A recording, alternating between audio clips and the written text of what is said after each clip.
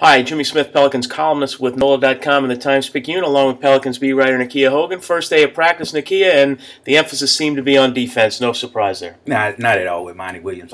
We've seen this for the past few years now. First day, always, first few installments, always defense, defense, defense with this team. And I think that's going to be what they kind of concentrate on for the next couple of days. Defense, trying to make sure all the guys know where they need to be.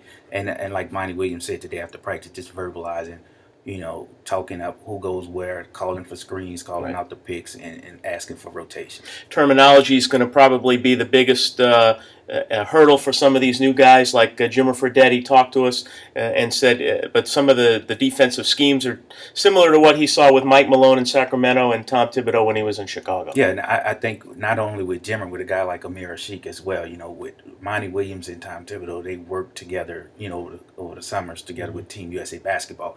And I think some of their verbiage is the same, and I think some of their concepts are the same. So I don't think there'll be a big difference in getting a big hurdle, I should say, with getting those guys acclimated to what they're doing in the Pelicans on defense.